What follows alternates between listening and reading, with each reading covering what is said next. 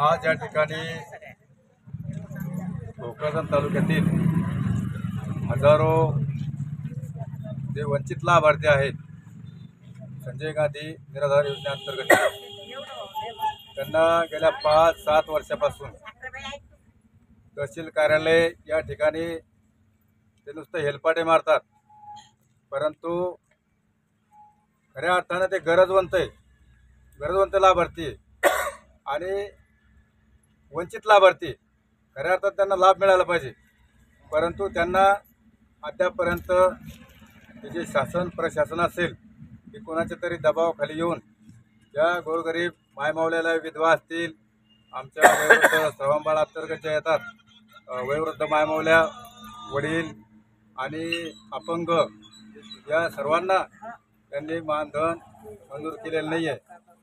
ते फक्त निवडणुका आल्या गेल्या म्हणजे 2019च्या निवडणुकीमध्ये जसं रावसाहेब दानवे आणि संतोष दानवे यांनी खऱ्या अर्थाने यांची फसवणूक केली, मतदान घेण्यासाठी असे खोटे पत्र त्यांनी दिले आणि या लोकांचं यांना भूलभुलैया करून यांची मतं घेतली।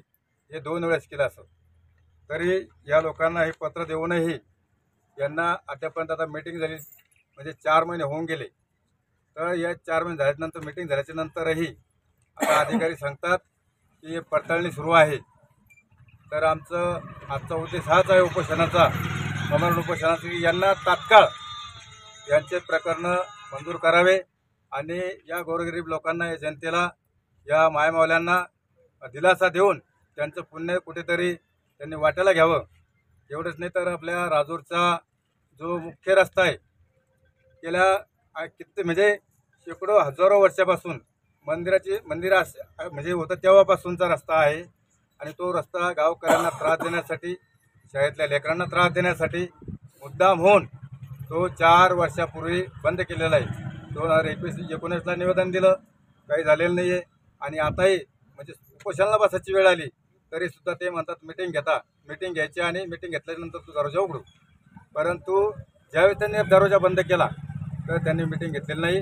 हा एक महत्त्वाचा प्रश्न आहे, त्यांनी तो दरवाजा उघडून द्यावा, नसता आम्ही शाळेतील मुलं आणि गावातील महिला व वडीलधारी महिला पुरुष यांना घेऊन तहसीलच्या दालनामध्ये आम्ही ठिय्या आंदोलन करणार आहे। शाळेतील शिवसेनेचे आमचे तालुका प्रमुख कैलास पाटील पुंगळे यांनी संजय गांधी निराधार योजना, श्रावणबाळ योजना व इतर लाभार्थी जे या अनुदानापासून वंचित आहे त्यांच्यासाठी हा उपोषण आणि हा लढा या ठिकाणी भोकरदन तहसीलमध्ये सुरू केलेला आहे। त्याच पद्धतीने पालखी मार्गावरील बंद असलेला दरवाजा राजूर गणपतीवरचा तो उघडण्यात यावा ही त्यांची मागणी आहे। खरं तर ही त्यांची एकट्याचीच नव्हे तर भोकरदन तालुक्यातील आमचे बदनापूर विधानसभा मतदारसंघामधील येणारे 61 गावं असतील किंवा भोकरदन मतदारसंघातले गावं असतील, या गावातील हजारो लाभार्थ्यांचे अनुदान हे रखडलेले आहे, ते त्यांना तात्काळ देण्यात यावे। तहसील प्रशासनाने ते अनुदान तातडीने त्यांना उपलब्ध करून द्यावे अशी मागणी या ठिकाणी आम्ही सर्वांनी शिवसेना उद्धव बाळासाहेब ठाकरे पक्षाच्या वतीने या ठिकाणी केलेली आहे। या ठिकाणी कैलास पाटील पुंगळे उपोषणाला बसलेले आहे, त्यांच्या उपोषणाला पाठिंबा देण्यासाठी शिवसेनेच्या वतीने मी आज या ठिकाणी उपस्थित आहेत।